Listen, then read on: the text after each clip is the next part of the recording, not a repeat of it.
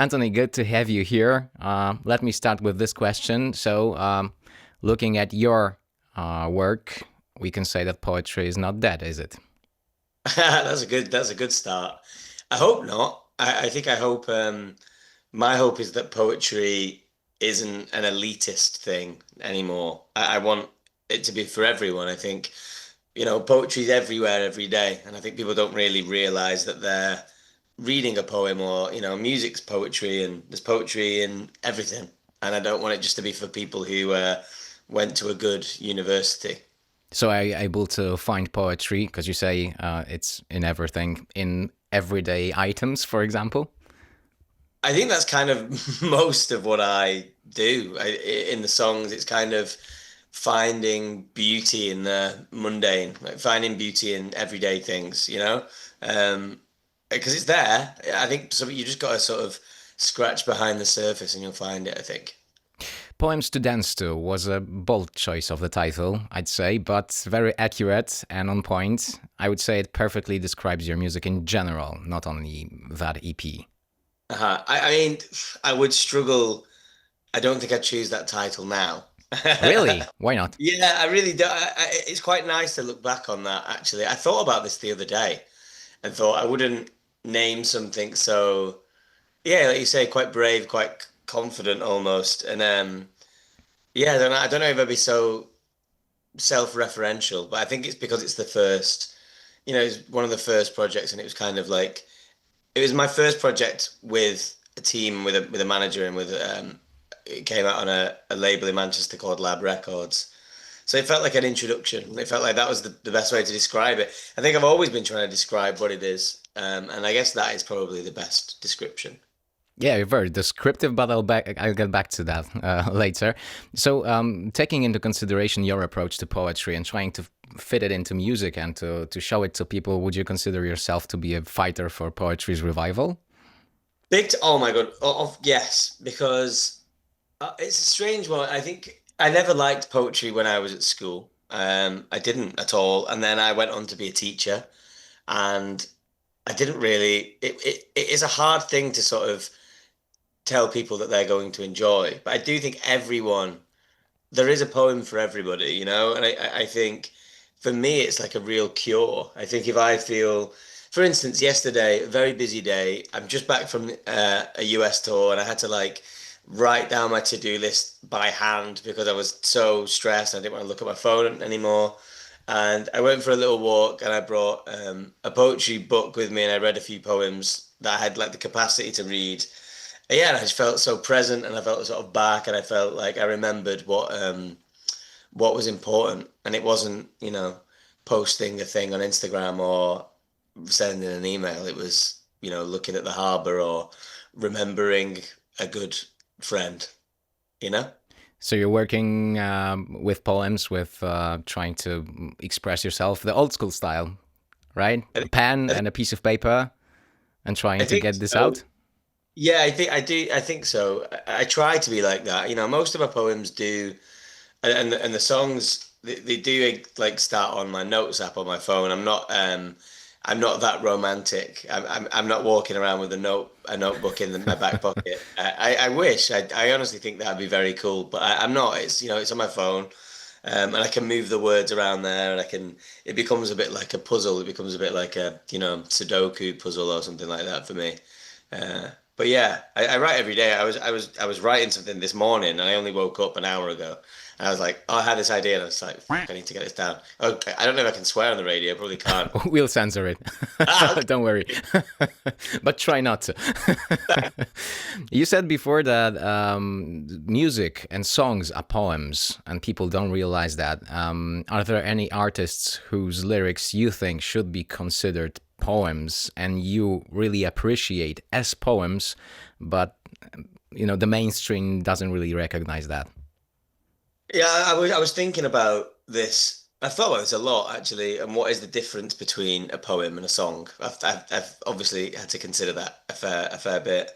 I think that if it's a poem, yeah, for something to be considered a poem, it has to be able to stand alone without a song behind it. I think so.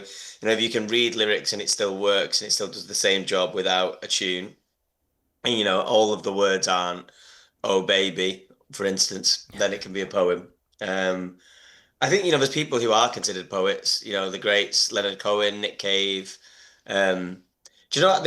I've got an answer for this because I watched I watched the Kylie Minogue documentary last night. There's a Netflix thing about Kylie Minogue. I don't know if you've got that in Poland yet, but I watched all three parts of the Kylie Minogue documentary last night. And there's a part where Nick Cave brings Kylie Minogue on stage to do a poem, a poetry reading, and she recites "I Should Be So Lucky" as a poem, and it killed. Like, people love it, and I think because it's kind of unexpected, but it's accessible. And when she sort of just starts to do these real pop lyrics as a poem and sort of spoken word, it takes on this new life. And I thought it was like a very beautiful, clever part of the documentary. Yeah, that's very interesting. I had no idea about that, but wow, I need to check it. But It's a, honestly, it's such a good documentary. She's such a fast. I love music documentaries, and like love Kylie, I guess. But I love her even more after watching it. She's very a very strong woman, very interesting person. and that situation you described, that reading an old song as a poem, I think it's a great proof that it's always worth to look at art from different perspectives and put it into different contexts.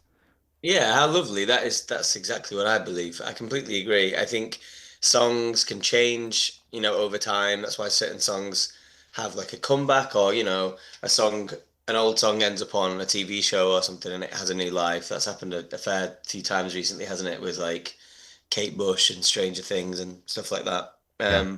But yeah, context is important. You can listen to a really romantic song when you're in love and feel like it's beautiful, and then you can listen to the same song if you've had your heart broken and it's the worst thing in the world. Do you feel as if you're still an English teacher, but with a different type of audience? Because poetry is as popular in the mainstream as it is among teenagers, I guess. You have two perspectives that you can compare. Yeah, I do still feel like a teacher. Yeah, I think I bring that into the live show and hopefully the work and how I talk about the music and stuff. And like, yeah, it's quite rare.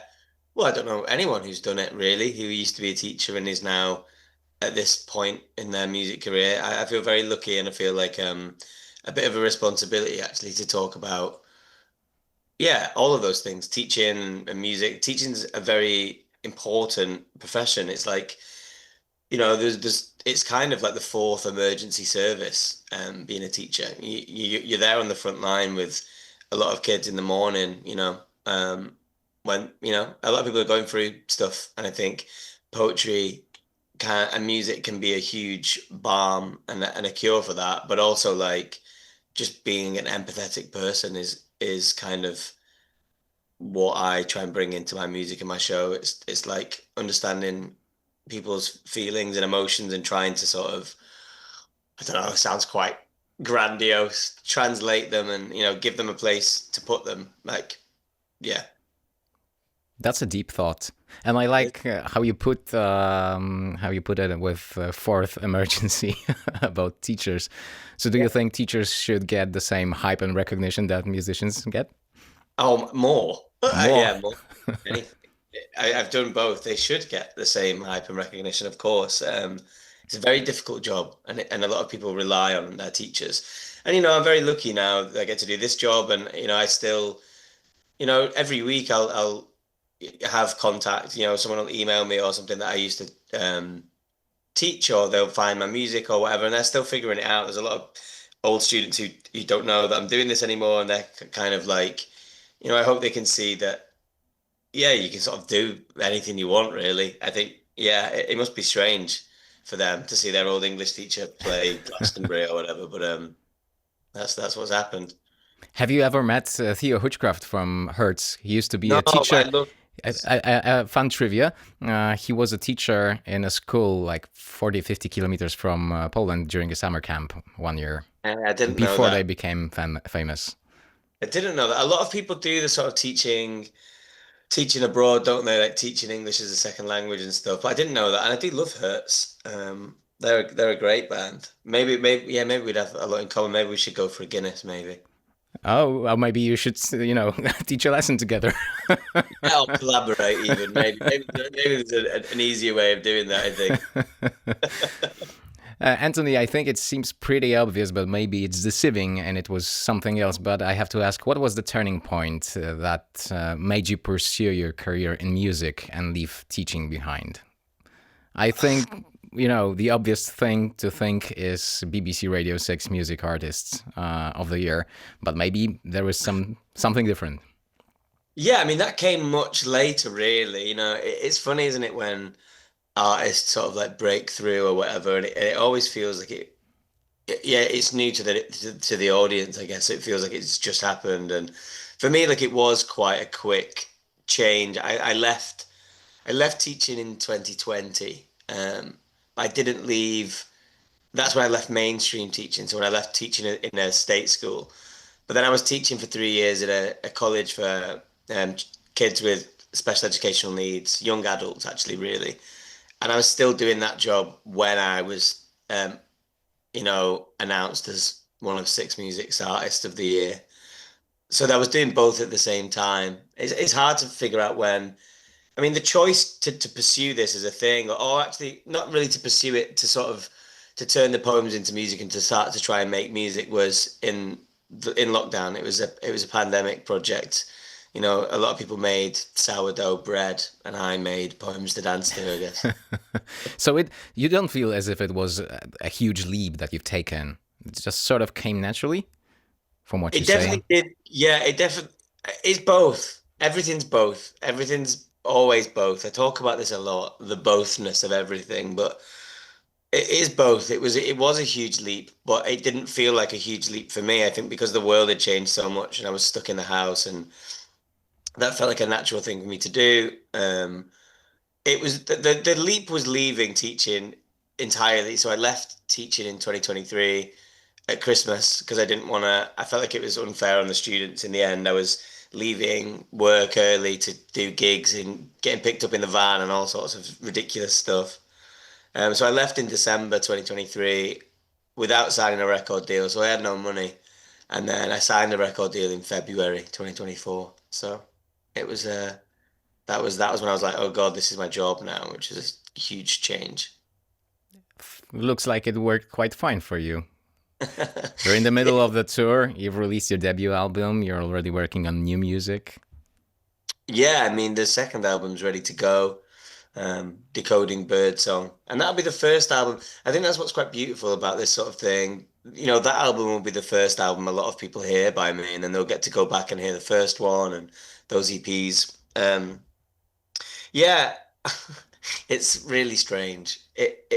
Some days I feel completely fine and confident and like I was meant to do this and I can do it and I'm good enough.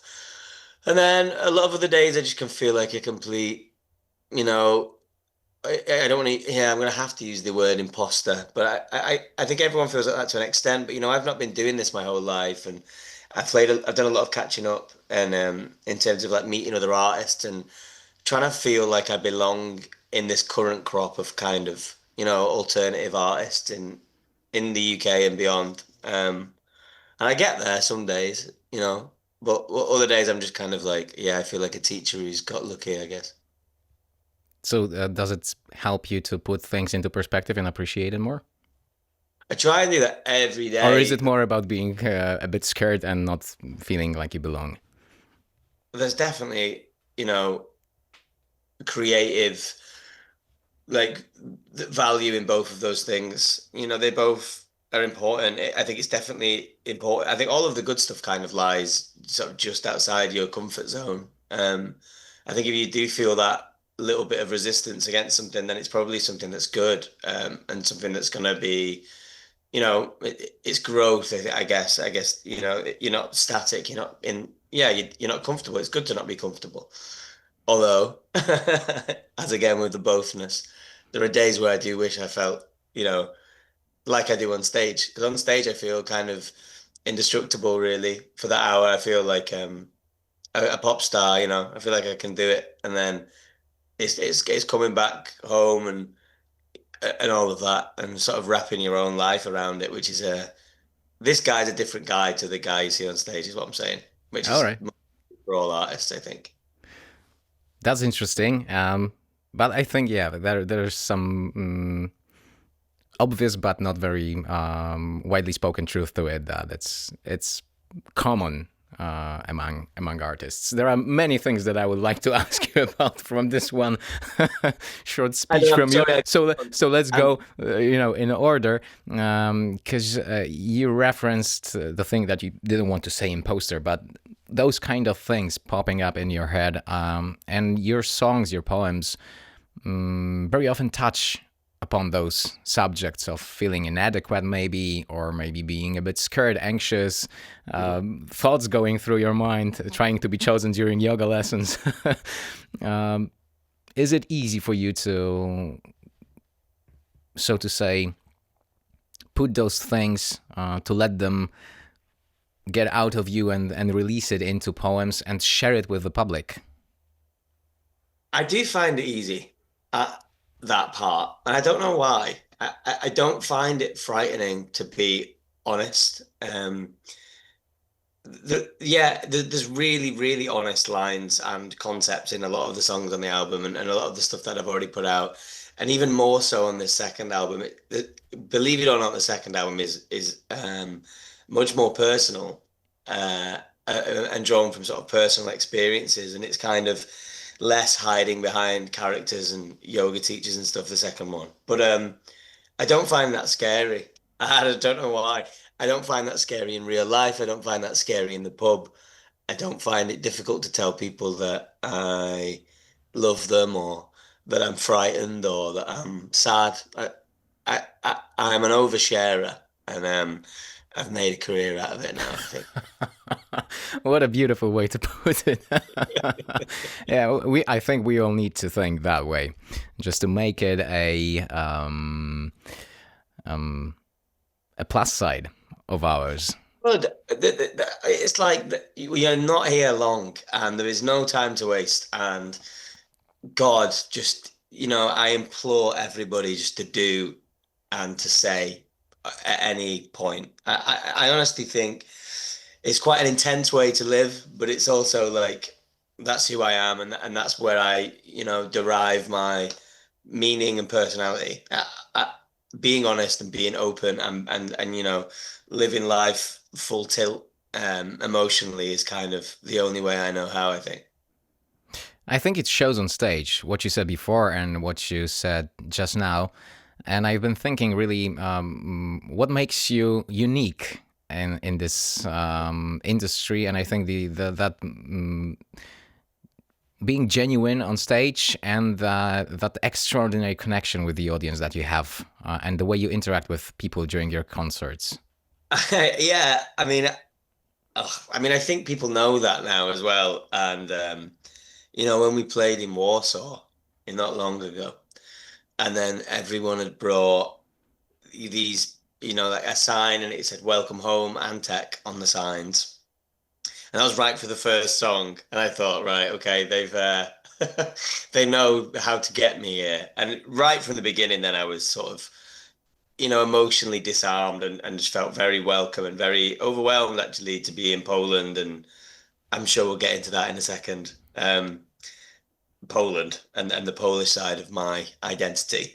But yeah, I am open on stage, and there's no way of trying to do that or trying not to do that. It is just what happens when the show starts. I'm just exactly whatever. Yeah, what you're seeing is just an honest representation of who I am, I think, and maybe that is what makes it unique. And I hope I can keep that. I hope I don't get too jaded, or I don't think it will ever be me, raised upon a big podium as a silhouette with like a big LED screen behind me. I just don't think that's the show. But do you think you will be able to get to carry that into next stages of your career? Because if you get bigger, which I hope you do, and I sincerely wish you will, the crowds will get bigger, and it will probably be more difficult.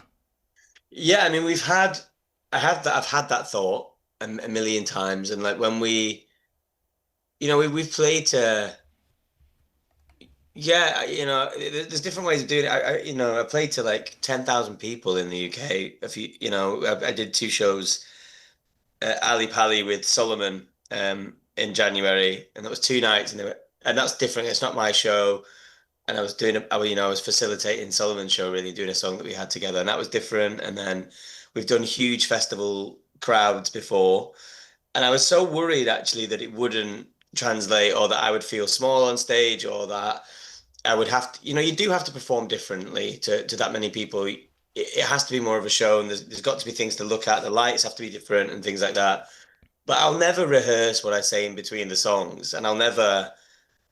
That'll always be honest. It'll always be this. So as soon as the song stops and I've got to say something, it is always gonna just be like, "Hello." It just will be that. There's no way of yeah. There's no way to change that, and I think as long as I don't start rehearsing things to say and speeches and become a different thing and a preacher, then I think it'll still be me. It'll still be Antony, I think. What surprised me very pleasantly was that both times I've seen you live here in Poland. So that they're both the only two times. Yeah, so You're 100% success rate with Antony Szmierek. what surprised me was that people were very respectful of your space when you came down to the crowd, and they really respected you as a person, not only as an artist. Is it common everywhere, or not? Are you at all scared when you're coming down and diving between people? Do you know what? In the moment, no, I'm never, not never.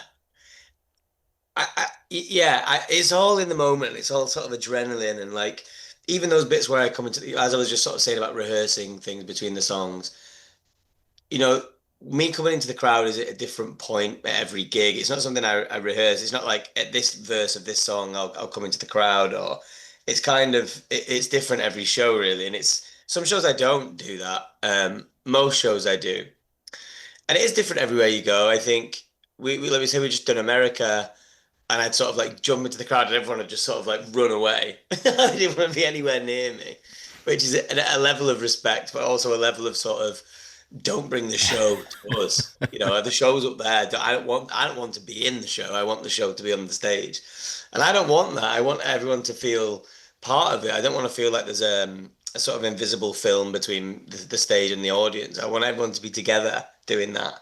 And I think it was lovely both times in Poland. It was kind of the perfect balance, like you say, respectful, but also like people wanting to get involved. And as soon as I was like beckoning people over, or, riding somebody's shoulders at both of those shows as well, everyone was just so up for it. And so, it's this community feel. Honestly, like, I mean, like you say, there's probably more chance to talk about this, but I'm Polish, as you've probably guessed now by the name, but it's a side of my family that I've never known. I never knew my dad, right? And my dad's side of the family are from Katowice, I believe. I only found that out a few years ago. It's not something that there's not many people in that side of the family who are left or that I have contact with. So it's been a journey to sort of discover how I would feel, or do I feel Polish, or do I feel a connection to it? And the first time we came over was to Wrocław with Faithless, when we were supporting Faithless, and just the people. And I was there with my brother, which really helped. But we were really we did feel really connected to Poland and the people, and everyone's so lovely. And especially when they find out that you have a connection to Poland, it really did feel like coming home in a lot of ways. And both of those shows have felt like that, especially that last show in Warsaw, our first headline show. It really did feel quite overwhelming. Even before the show, I was, doing a few interviews or speaking to people, and yeah, it was quite overwhelming. I didn't expect it to feel like a homecoming show, but it did. So there's a lot of mixed feelings there with that, but I'm very happy that it's translated in Poland. A long answer, but a very beautiful one. And you've already answered some questions I had, so I knew to be further down the line. Yeah, I felt like time. I think Polish people in general, not only music fans, because I'm thinking sports and other parts of culture, whenever there is a connection with our country, there is something special for us, and we try to connect with that person, make them feel welcome here. I'm really glad you experienced that and you felt that.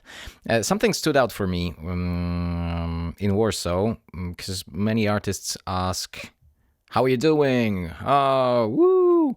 But you asked a different question, and I was wondering if it was just a spur of the moment, or was it consciously phrased like that? You asked, "Is everybody happy?" Oh, yeah. It sounds like something I would say, but yeah, that's funny to have that said back to me. I think I probably do say that a lot.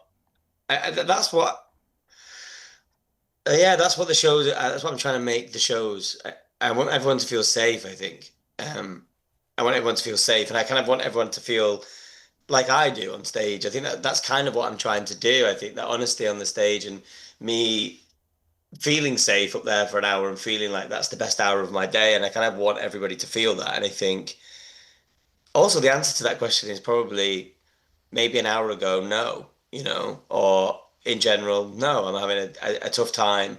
And I think the songs do speak to that. It's lovely that you noticed that. It's funny to hear, you know, to be known, people to say things back to you that you don't really consciously know that you're saying. But yeah, I think I probably just speak to the show that I'm asking if everyone's happy, because then if they're not, I'm like, well, let's try, let's get you by the end of this show, maybe. I think it's clear from this interview and from the lyrics that you really care deeply about emotions and how people feel, how you feel, and that it's important for you to speak loudly about all those things, which is beautiful. And I will get back to Service Station at the End of the Universe, to your debut album. Am I getting it right, feeling that it's something in between a usual record and a concept album, both lyrically and musically? Because there is some story in it. Yeah, you could completely. I think I had uh, to go from like an EP, which to me like an EP is like a collection of songs, and then to like think about, okay, I'm going to write an album, I'm going to write an LP, and I sort of like the way to do that for me, the switch to do that was to write it as if I was writing a novel or a script or something. I wanted it to have a story throughout. So some of the songs existed in a certain way maybe before they were put on the album, and then once it was sort of getting finalized, I went back and like inserted some of the characters from other songs into other songs to make it sort of link together. That's kind of the process, but I think it all sort of naturally, there's a really kind of literary way of talking about writing a novel or whatever, which is kind of, they sort of start to write themselves, the characters, if you're doing it right. It starts to become its own thing. And I think, so for instance, the last song on the album is called Angie's Wedding. Um, and it was initially going to be a funeral. So the last song was going to be a funeral. It was going to be Angie's Wake, or yeah, it was going to end at a funeral. And then the rest of the album sort of informed it, and it was kind of, it sort of gets a bit darker in the second half of the album on side B. And then it was, the point of Angie's Wedding was that we came back out of that, and it ended on a hopeful note. But yeah, they all feel like real characters to me, and that was the way to do it. And I think on the second one, forthcoming, Decoding Birdsong, there's no characters on this one, but there's the heron, but there are themes that run through the second one which make it a novel again and make it read a bit like a script. I think if you read it all together, it's another one that sort of links together, and you're supposed to listen to them start to finish, I think. Yeah. So the new one was, you said, also kind of a novel writing. The title of the first one is a clear reference to The Restaurant at the End of the Universe by Douglas Adams. Why Douglas Adams? That's my first question. And the second, you can, compound the answer into one. is English literature something that is a strong influence and inspiration for you? I think starting with Douglas Adams, I think that the way he writes is just like super inspiring to me. It's kind of he's talking about huge, big existential problems and ideas. He's talking about death and love and what does it mean to be human, but in a very kind of wry, sarcastic, almost British way. I just always have been really inspired by that, and maybe more than literature, actually. Obviously, literature is an inspiring thing to me, but maybe more than that, it was kind of sci-fi and things like sort of British TV, like Doctor Who, and things like that would kind of look a bit cheap or feel a bit dated and old. I quite like that idea of something that's been worn in, or so it was that sort of thing really that inspired that first album, and it all lives in that world. I think even like the snow globe on the front of the album, and it being rooted in a place, it's supposed to feel like a book that you'd like pick off a shelf. I think that the first one, and this second one is a bit more like future facing. I think it's less rooted in nostalgia and more about now. But yeah, Douglas Adams is the best ever. Like, I read The Hitchhiker's Guide to the Galaxy like once a year. I just think it's so good. I think his voice in it, the way he writes, is so perfect and admirable. And I'd love to write a novel like that. I'd love to do a sci-fi novel. I think I had an idea a long time ago for one where it was like a bin truck, like a trash, like a lorry that drives around picking up bins. That in space, I had an idea, and then I thought, it's basically Guardians of the Galaxy, I think. So I think someone already got there first, which is a shame. So, who would you recommend to read? We know about Douglas Adams. That is something that you value. So, and you can find many interesting things in that and inspiration and read into it. So, as an English teacher and an artist, what would you recommend to read? Sci-fi. I've got a full bookshelf behind me, which is going to help me. What have I got here? These are good, actually. Right, okay, here we go. Best ever, David Mitchell is the best ever. This is like, he wrote Cloud Atlas. These are perfect, like very existential, very beautifully written. Impossible to write this well, I think. I'm so pleased that these books are right next to me. It looks like we've planned this, doesn't it? This is another one of my favorites, called Gods Without Men. And it's about a cult. It's about it's set in the Californian desert. It's about aliens and conspiracies and stuff like that. I would recommend both of them. But all of David Mitchell's stuff is amazing. And I might even reread.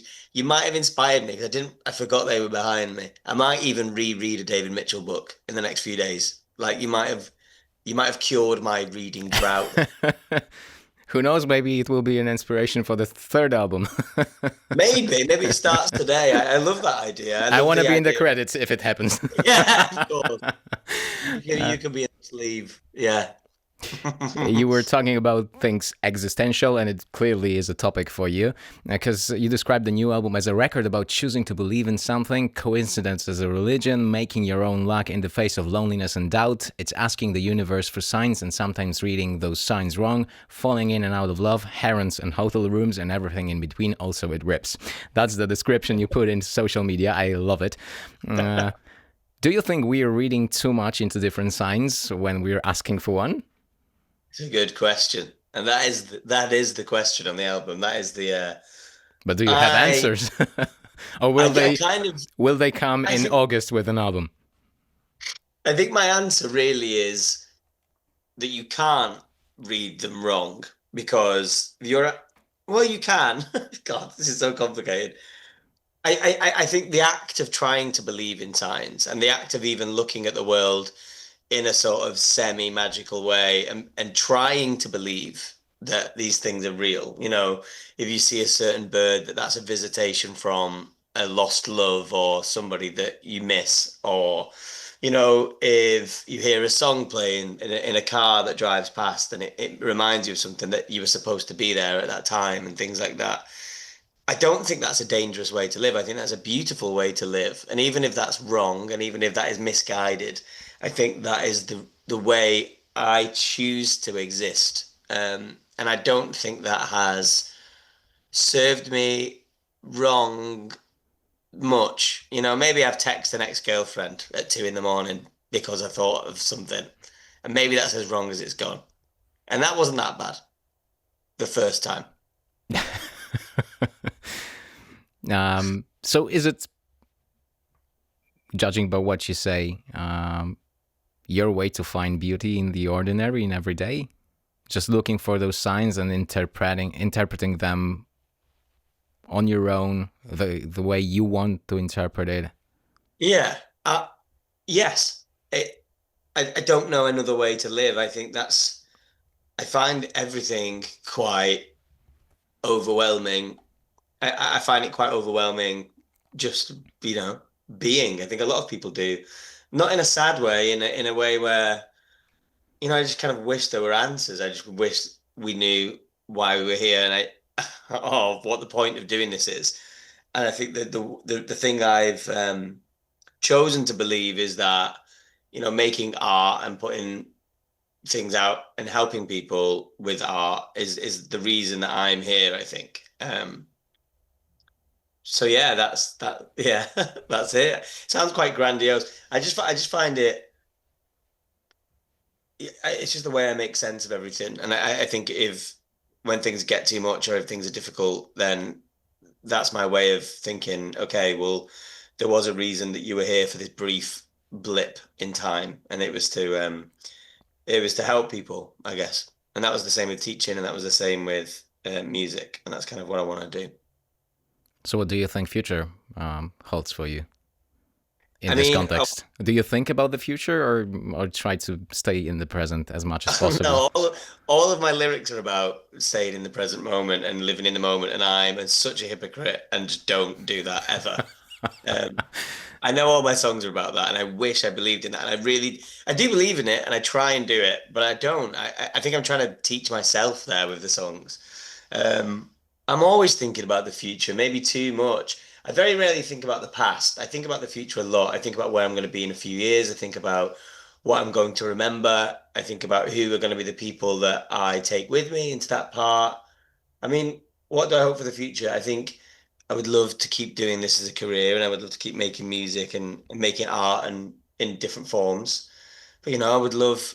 There are personal things that I also, you know, I wonder if they will happen, and you know, who am I going to be in 10 years? Not Antony Szmierek, the artist, but like, you know, me as a person. That's what I'm thinking about. There is this sentence, choosing to believe in something. And I first read it just like that and went straight to the next sentence. But then I came back and started to think, is it about choosing? Is it about believing? Or is it that mysterious something? Where's the emphasis in this sentence in your mind? Oh, such a good question. Wow. God, I need to be more careful about what I write down. Um, I mean, all three, I can't choose one of those things. Choosing it, the choice of it is important because I do think we have a choice. And I think even if you can bring a bit of that into your life, then that's a choice that you've made and that's positive.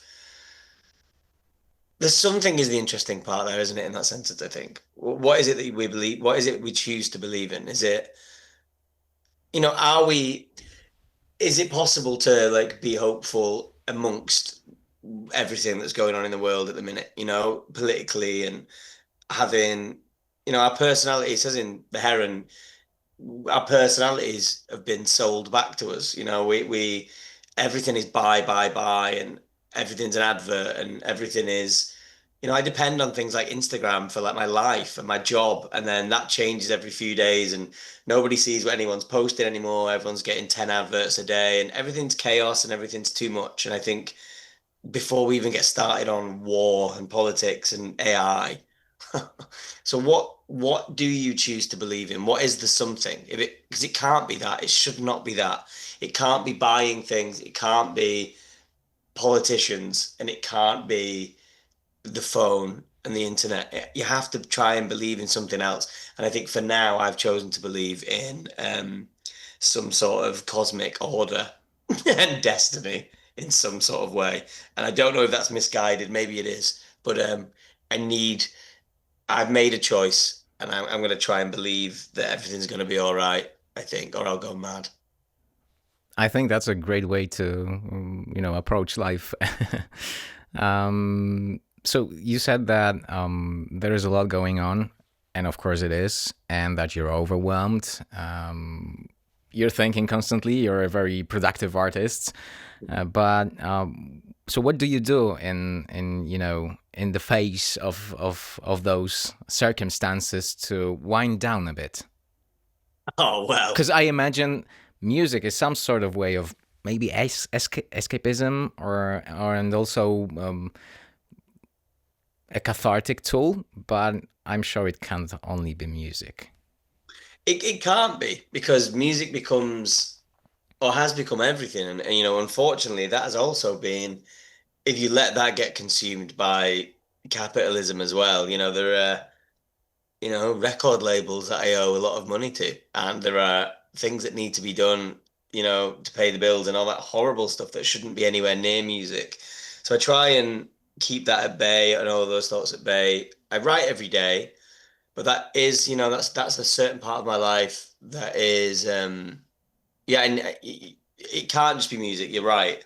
And it also can't just be creative things, because if I read a book or if I go to the cinema and watch a film, which I love doing, that also then becomes something that feeds into my creative outputs, and it becomes something that's there to inspire me, and I'm looking for inspiration. And I don't want to constantly be working my brain in that way. So I think, yeah, I walk a lot. I don't watch TV anymore. I don't really know why. I can't concentrate on it. I walk a lot and try and be outside, and I try and yeah, look at things that are real and not screens is what I try and do. Because even the cinema, like that almost sounds now like going to the cinema almost sounds romantic in a way, where you're going like, wow, that's so, it's great to be off your phone for a second, but you are just looking at another screen, and I can't do that with my life. That can't be what I'm here to do.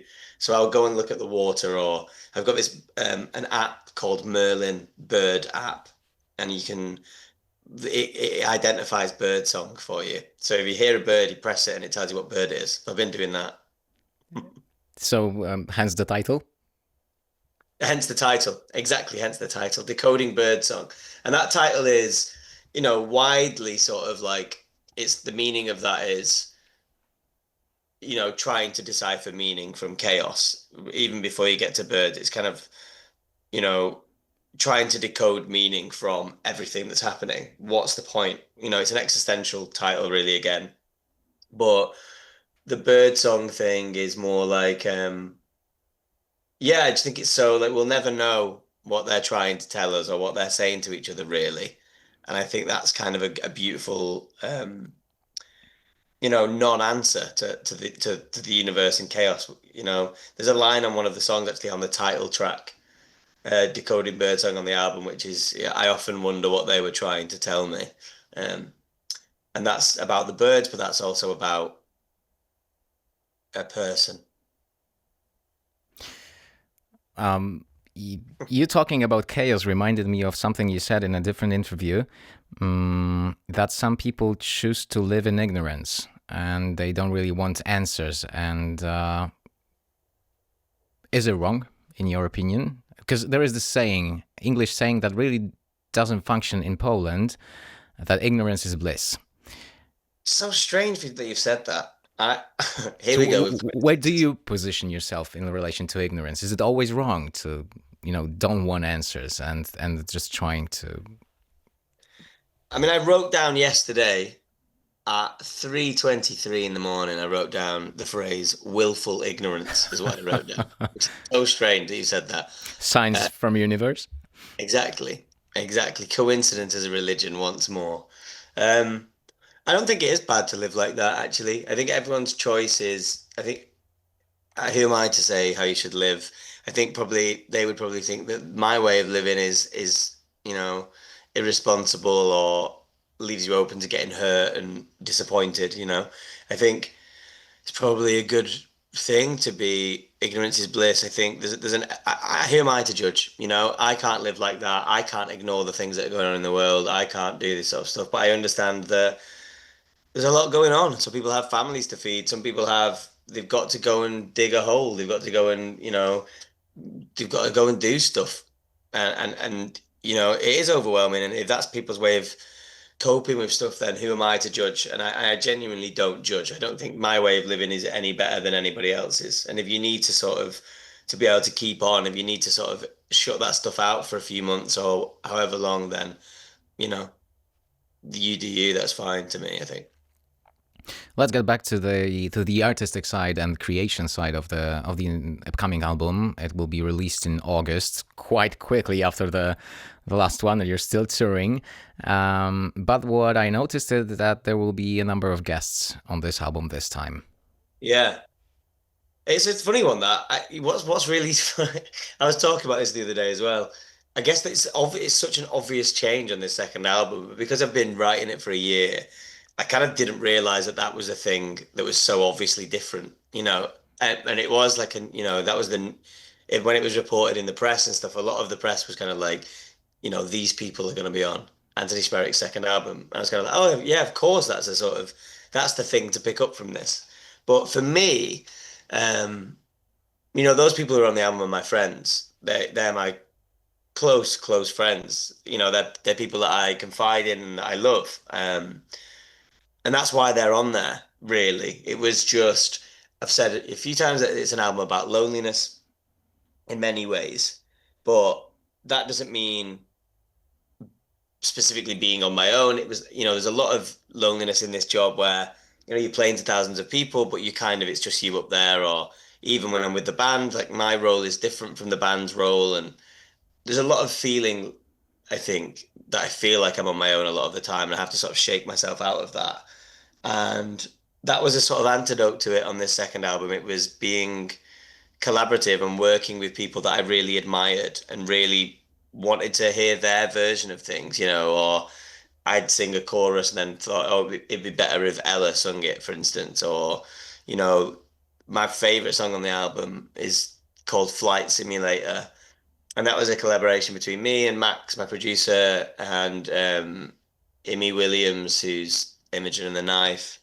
And that song coming together, like we all did a part of that and we all sung a part of that and we all worked on the structure together.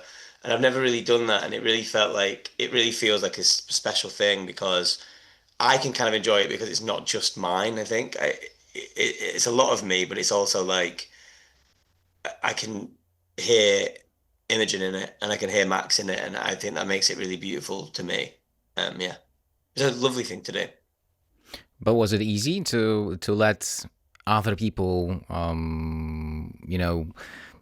get into your creative process and allow them to have a say? Yeah, I think so. I do think it was. I think there's varying levels. Like, for instance, some of the people on the record like sung a top line that I'd already written, so I still felt in control, I guess, of the writing of it. I very rarely give away all of the words on the album are mine, which is probably quite controlling, but I feel like that's the one thing I can do, or the thing I can do the best. So I try and keep that. But yeah, like relinquishing a bit of control. Like for instance, on that song specifically on Flight Simulator. So yeah, like Imogen does a bit of spoken word on that song, and that was really cool. It really works. It was kind of like on the first album where we have Kate Island. She does a poem on on the interlude on Passing Through. And, Kate's one of my best friends as well. And it's just lovely. It's like, when we're talking about being in pursuit of memories and being in pursuit of the future and all of these things. And I think what's so beautiful is like crystallizing these moments and these friendships and these relationships with people forever. And they get pressed to wax, My friendship with Kate is now in people's living rooms across the world. And my friendship with Max and Imogen and everyone else who's on the album will also be pressed to wax across the world. And I think that's beautiful. Timelessness. Yes, exactly that. Again, cosmos, universe, and all those things. And hopefully they'll fire them all off into space. All these vinyls will get flung off into space, and some. I mean, there's a lot of disclosure at the minute. I don't know if you're keeping up with all the alien disclosure. They're out there, baby. And they will listen to Antony Szmierek. If they were going to listen to anything, they'd listen to me. Antony, before we end, I have this little tradition to ask the artists if there is something you want to share that I haven't asked about. Oh, that's a good one. I don't know. I mean, that was a lovely chat. I think you were sort of saying before about being honest and everything. And yeah, it's nice to be like that. I don't know what I want to share. I mean, obviously, very excited to come back to Poland and maybe play. I tell you where I'd love to play, actually. I would love to play in Katowice. I'd love to go there. I've never been there. And I know there's a festival there. So I'd love to play there. That's where I'd like to sort of really sort of come home, I think. So that's an aim of mine for next year, maybe, to come and play, I guess, my hometown or one of my hometowns. I think it's something I would love to do. Keeping my fingers crossed for you and for Polish fans, so they will be able to see you live here again. Thank you, Antony, very much, and I hope to see you soon here. Thanks, that was a joy. Thank you so much.